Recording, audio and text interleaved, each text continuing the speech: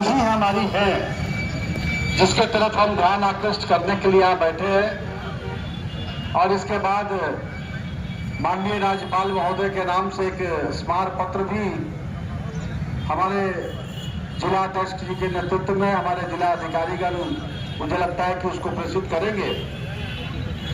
मुख्य रूप से तीन ही मांग है साथियों कि जल्द से जल्द चुनाव की तिथि की घोषणा की जाए। एक तो आपने भारतीय जनता पार्टी के द्वारा लगातार, चाहे वो सड़क हो चाहे सदन हो, हमारी पार्टी ने लगातार मांग किया कि 6 वर्ष से जो ये यहाँ के विकास कार्य बाधित है, जो कार्य नहीं हो रहे नगर निगम में, जो यहाँ के लोक प्रतिनिधित्व नियम के तहत जो स्थानीय हमारे जो जन प्रतिनिधि है उनके अधिकारों का आपने हनन किया, तो जल्द से जल्द ये चुनाव कराइए। और उसके बाद हमारे पार्टी के आंदोलन के बाद माननीय उच्च न्यायालय के दबाव, केंद्र सरकार के दबाव, परोक्ष या अपरोक्ष रूप से इन सब के चलते इन्होंने घोषणा किया झारखंड सरकार ने कि हम राज्य के अंदर नगर निगम, नगर परिषद, नगर पंचायत की चुनाव कराएंगे। लेकिन ये कब चुनाव कराएंगे इसकी कोई तिथि नहीं है साथियों। कभी हुआ कि दिसंबर में होगा, कभी हो रहा जनवरी में होगा, कभी अटकलें लगाई जा रही है कि मार्च के पहले होगा। और इस प्रकार से फिर कभी कोई कह रहा है कि अभी कोर्ट में सुनवाई है, कब तिथि आगे बढ़ेगा, कब एफिडेविट देंगे, कब क्या होगा। अनिश्चितता के माहौल में यह तिथि है। इसलिए आज हम पूरे प्रदेश के अंदर या 3 दिनों के अंदर हम भारतीय जनता पार्टी के कार्यकर्ता लगातार आंदोलन कर रहे हैं, प्रदर्शन कर रहे हैं, धरना दे रहे हैं कि जल्द से जल्द आप एक तिथि प्रकाशित कीजिए। क्योंकि चुनाव के नहीं होने की वजह से एक तो राजस्व की भी हानि हुई, विकास के कार्य भी बाधित हुए, आग लगा दिया। और जो अधिकार यहाँ के लोगों को, स्थानीय लोगों को जो संविधान ने दिया है, उस अधिकार का भी आपने हनन किया है। हम तो आज इस धरना के माध्यम से मांग करेंगे सरकार से कि नगर निगम या नगर निकाय चुनाव नहीं कराने पर आप एक श्वेत पत्र जारी कीजिए। ये राज्य सरकार श्वेत पत्र जारी करे कि नगर निगम चुनाव नहीं होने से या नगर निकाय के जितने भी जो हमारे यहाँ राज्य के अंदर संभवतः 39 ऐसे नगर निकाय और नगर निगम के हैं जो जिनके चुनाव नहीं कराने से कितनी राजस्व की हानि हुई सरकार की, कितने विकास के कार्य बाधित हुए, कितने समय बर्बाद हुए, या इस पर श्वेत पत्र सरकारी जारी करी। दूसरा बिंदु है बंधुओं, यह सरकार अब सीधा चलता हुआ तो हम लोग देखे थे, उल्टा चाल सरकार की हम लोग नहीं देखे थे। आप याद कीजिए जब बिहार के अंदर यह राज्य था और जब लालू यादव के शासन थे और जब बैलेट पत्र से चुनाव होते थे, लोगों को वोट देने नहीं दिया जाता था। कमजोर, शोषित, पीड़ित, दलित, वंचित यह लोग वोट देने जाते थे तो उनको वोट देने नहीं दिया जाता था।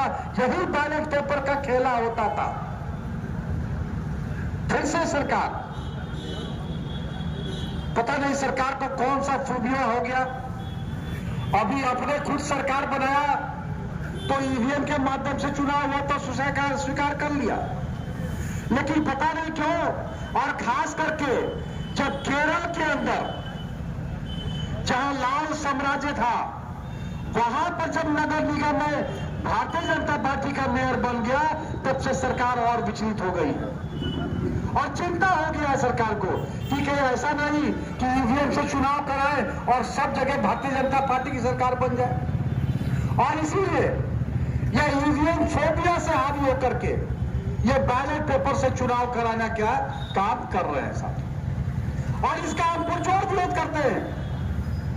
याद कीजिए जब बैलेट पेपर से चुनाव हुआ था तो 4-4 दिन तक काउंटिंग चलते थे, 3 दिन 4 रात तक हम लोग जग करके काउंटिंग में भाग लेते थे। यहाँ हमारे बहुत से साथी हो गए जो बैलेट पेपर के कमियों को या उसके खामियों को जानते हैं, लगातार नजरें कोई टेबल पर, कोई एआरओ टेबल पर, कोई सेंट्रल टेबल पर। क्या भाई ईवीएम में कहां स्याही छूट गया, कहां गड़बड़ हो गया?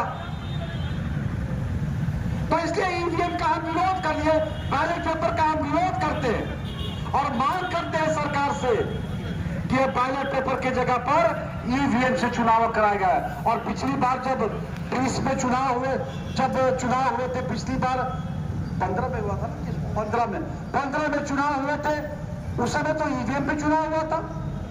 और ईवीएम से चुनाव हो गया और उसके बाद उसको छोड़ करके आप बैलेट पेपर से चुनाव कराइएगा, ये कहां का इंसाफ है भाई? और इसलिए यस, मैंने कहा कि सरकार उल्टा चाल चल रही है। देश दुनिया टेक्नोलॉजी का इस्तेमाल करके कहां से कहां जा रहा है और ये फिर वही लालटेन की रोशनी में लाचार है। एलईडी चला गया और आप फिर वही लालटेन के असर है ना, लालटेन के साथ में। ये तो वैसे लोगों के साथ सरकार चला रहे हैं। याद कीजिए जिन लोगों ने कहा था कि यह झारखंड राज्य हमारे लाश पे बनेगा, ये उनके साथ सरकार चला रहे हैं। जिन लोगों ने सूटकेस कांड किया था और झारखंड के आंदोलन को बेचने और खरीदने का काम किया था, वैसे लोगों के साथ सरकार चल रही है और इसलिए असर तो आएगा ही आएगा। और इसलिए साथियों, आज ये ईवीएम छोड़कर बैलेट पेपर की बात कर रहे हैं, लेकिन भारतीय जनता पार्टी ऐसा होने नहीं देगी। हम आंदोलन करेंगे, हम मांग करते हैं कि बैलेट नहीं ईवीएम से करो। और यह हमारी मांग नहीं है, ये झारखंड की जनता की मांग है, ये धनबाद की जनता की मांग है कि बैलेट नहीं ईवीएम से चुनाव होना चाहिए। और तीसरा बिंदु हमारा है, तीसरा बिंदु है कि दलीय आधार पर चुनाव कराइए। आप तो बड़ा दम ठोकते हैं, बड़ी जोरदार शब्दों में बोलते हैं कि विकास के नए मापदंड हम स्थापित कर रहे हैं। भैया, जब आप इतने ज्यादा विकासशील है, इतने ज्यादा विकास आप राज्य के अंदर कर रहे हैं, तो दर्द किस बात का? और चुनाव भी देते हैं। जनता के नजर में भारतीय जनता पार्टी है कि जनता के नजर में कांग्रेस है कि जनता के नजर में आरजेडी है, जनता के नजर में जेएनयू है, यह तय कर लिया जाए इसी माध्यम से। क्यों भागते हो? चुनाव कराओ इस स्थानीय निकाय का, पार्टी के आधार पर कराओ। जनता जिसको वोट देगी उसकी सरकार बनेगी। इस पे कहां बात है भैया?